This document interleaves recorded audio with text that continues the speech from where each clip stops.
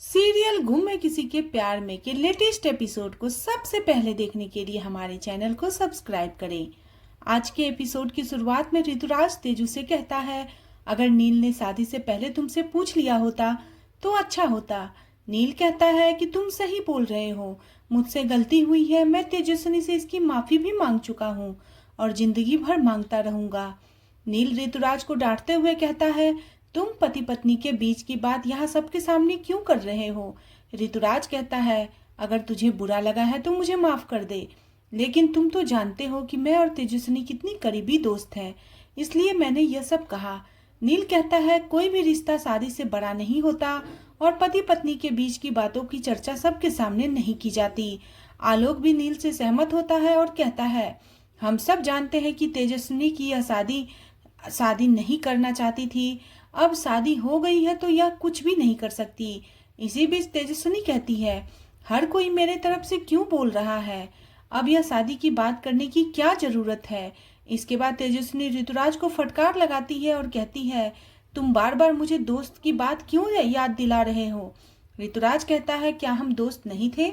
तेजस्विनी कहती है, मैं सच से तुम्हारा सामना करा रही हूँ, तुम बताओ हमारी दोस्ती कितनी लंबी चली। तेजस्विनी उसकी पहली मुलाकात से बात बताने लगती है और बीच में रुक जाती है। ऋतुराज कहता है, क्या हुआ, आगे बताओ। वह बताता है कि तेजू अपने पेरेंट्स को झूठ बोलकर उससे मिलने नागपुर आई थी। सभी हैरान हो जाते हैं। नील याद करता है कि उसी ने तेजू को लिफ्ट दी थी। ऋतुराज तेजू पर दोषारोपण करता है, लेकिन तेजू कहती है, तुमने मुझे बुलाया था इसलिए मैं मिलने आई थी। तुम ऐसे क्यों बात कर रहे हो जैसे मैंने तुम्हें मिलने के लिए फोर्स किया था। ऋतुराज कहता है, ठीक है, क्या तुम चाहती हो कि मैं सबको सच बोल दूं। लीना पूछती है कि क्या कहना चाहते हो। नील सोचता है कि मैंने तय किया था कि मैं इन दोनों के बीच में नहीं आऊंगा, लेकिन ऋतुराज तेजस्विनी को ऐसे सबके सामने बेइज्जत नहीं कर सकता। नील ऋतुराज से कहता है, कुछ क्लियर करने की जरूरत नहीं है, हर रिश्ता दो तरफा होता है। क्या तुम दोनों की दोस्ती सिर्फ तेजस्विनी की मर्जी से हुई थी। अगर यह तुमसे मिलने नागपुर आई थी तो इसमें तुम्हारी भी मर्जी होगी। नील ऋतुराज से पूछता है कि यह तुमसे मिलने आई थी तो क्या तुमने इसकी सेफ्टी के बारे में सोचा, इनके ट्रेवल के लिए क्या तुमने कुछ सोचा था। वह तो अच्छा हुआ इन्हें मैं मिल गया, वरना कुछ भी हो सकता था। सभी हैरान होते हैं। इसके बाद नील कहता है कि अब हमें चलना चाहिए। तेजू सबसे आशीर्वाद लेती है और विनोद उसे सलाह देता है कि तुम दोनों के बीच की बात आपस में सुलझा लेना, कभी किसी को बीच में मत आने देना।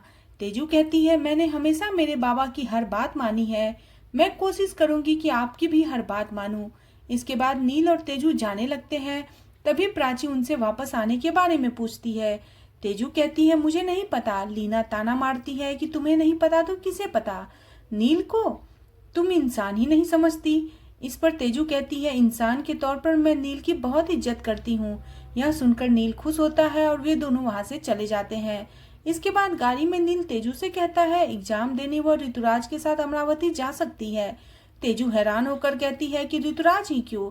नील कहता है, ऐसा इसलिए क्योंकि आप ऋतु को पहले से जानती है और आप दोनों दोस्त हैं। तेजू उसे सच बताने में लगती है। तभी वे लोग घर पहुंच जाते हैं। इसके बाद नील सामान ले जाने के लिए तेजू की मदद मांगता है, लेकिन तेजू कहती है, यह सामान तुम अपने पैसे से लेकर आए हो तो खुद ही लेकर जाओ। इसके बाद नील तेजू को अपना वॉलेट देता है ताकि उसे पैसे की जरूरत हो तो वह उसे खर्च कर सके, लेकिन तेजू कहती है, मुझे तुम्हारी मदद की जरूरत नहीं है, अगर मुझे जरूरत पड़ी भी तो मैं तुम्हारे पास नहीं आऊंगी। नील कहती है, फिर किससे मदद लोगे। अपने दोस्त ऋतुराज से। तेजू हैरान होकर कहती है, तुम्हारा क्या मतलब है। नील कहता है, उस घर में आप सिर्फ मुझे और ऋतुराज को जानती हो, तो मेरे अलावा उसी से मदद लोगी ना। नील सामान ले जाने लगता है। तेजू को शक होता है कहीं नील को उसके और ऋतु के बारे में कुछ पता तो नहीं चल गया। इसके बाद सभी खाना खा रहे होते हैं। ओमी बताता है कि आज सत्यनारायण की कथा है, नील और तेजू को पूजा में बैठना होगा, इसलिए वह नील को रुकने के लिए कहता है। नील कहता है वह आज नहीं रुक पाएगा। सभी नील को रुकने के लिए कहते हैं। तभी तेजू को कहते हैं कि वह नील को रुकने के लिए कहे। तेजू सोचती है, नील ने पार्टी वाले दिन भी उसकी बात नहीं मानी तो उसे कहने का क्या फायदा। तेजू सबसे कहती है, अगर नील मना कर रहा है तो मैं उसे मना कैसे कर सकती हूँ, पूजा में दादा दादी बैठ जाएंगे। मुक्ता पूछती है, क्या वह तेजू को लेने आएगा। तेजू कहती है, आप जबरदस्ती क्यों कर रही हो? मैं अकेली चली जाऊंगी। मुक्ता कहती है, क्या तुम एक दिन भी नहीं रुकोगी? इसी बीच तेजू और नील बहस करते हैं और ओमी उन्हें शांत रहने के लिए कहता है। इसके बाद नील तेजू से पूछता है, क्या आप चाहती है मैं यहाँ रुकूं या चला जाऊं? तेजू कहती है, अपना फैसला तुम खुद करो, वैसे भी मैं देख चुकी हूँ कि तुम मेरी कितनी सुनते हो। नील कहता है, अगर आप कहोगी तो मैं रुक जाऊंगा। तेजू कहती है, मेरी मर्जी की परवाह तुम्हें कब से होने लगी? वैसे भी मैं क्या चाहती हूँ इससे किसी को कुछ फर्क नहीं पड़ता। तभी नील तेजू के करीब जाकर कहता है, मुझे फर्क पड़ता है। मेरे लिए सबसे जरूरी यह है कि आप क्या चाहती हैं। तेजू कहती है, तुम्हें रुकना है तो रुको और जाना है तो जाओ, मुझे कोई फर्क नहीं पड़ता। मुक्ता यह सब सुन लेती है और नील जाने का फैसला करता है। इसके बाद ओमी और सोनाली सभी बहनों और लक्ष्मी को एक साथ देखकर खुश होते हैं, मोहित को याद करते हैं। इसी बीच ऋतु वहां आता है और तेजू हैरान होती है। सभी ऋतुराज का स्वागत करते हैं। ऋतु मुक्ता से कहता है, मैं आपसे मिलने आया हूँ क्योंकि लीना मौसी ने आपको बहुत कड़वी बातें कही है, इसलिए मैं आपके लिए के मिठाई लेकर आया हूँ। इसी बीच अदिति ऋतुराज से मिलती है और उसकी तारीफ करती है। ऋतुराज खुश होता है और अदिति को उसके हाथ पर ऑटोग्राफ देता है। तेजू को याद आता है कि ऋतुराज ने उसे भी ऐसे ही हाथ पर ऑटोग्राफ दिया था। ऋतुराज वेदांत को भी हाथ पर ऑटोग्राफ देता है। ऋतुराज अदिति से उसका फोन नंबर मांगता है, लेकिन तेजू उसे टोकती है। सभी हैरान होते हैं। लक्ष्मी कहती है कि नंबर देने में क्या प्रॉब्लम है। ऋतुराज भी कहता है, तुम्हारी बहन से दोस्ती करने में क्या प्रॉब्लम है। मुक्ता बात को बदलती है और ऋतुराज को बैठने के लिए कहती है। इसके बाद अदिति ऋतुराज के लिए जूस लाती है और गलती से जूस उस पर गिर जाता है। ऋतुराज तेजू को वॉशरूम बताने के लिए कहता है। तेजू उसे लेकर जाती है और उससे पूछती है, तुम यहाँ क्यों आए हो? ऋतुराज कहता है, मैं तुम्हें मिस कर रहा था। मुझे तुम्हें आसपास देखने की आदत हो गई है, इसलिए मैं यहाँ आया। मैं जूही से पहले बात कर चुका हूँ, लेकिन तुम्हारी दूसरी बहन भी इंटरेस्टिंग है। तेजू ऋतुराज को रोकती है और उसे अपनी बहनों से दूर रहने के लिए कहती है। तेजू उसे जाने के लिए कहती है। ऋतुराज कहता है, तुम्हें तो जलन हो रही है।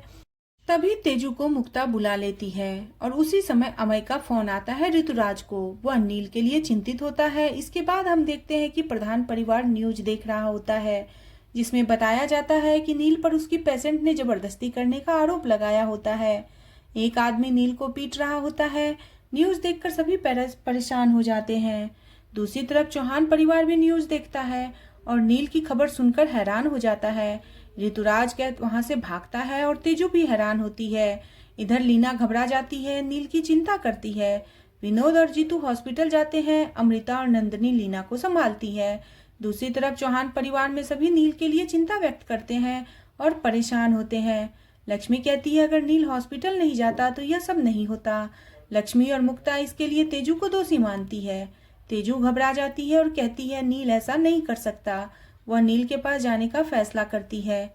दूसरी तरफ भूषण डॉक्टर सुरवासा से पूछता है।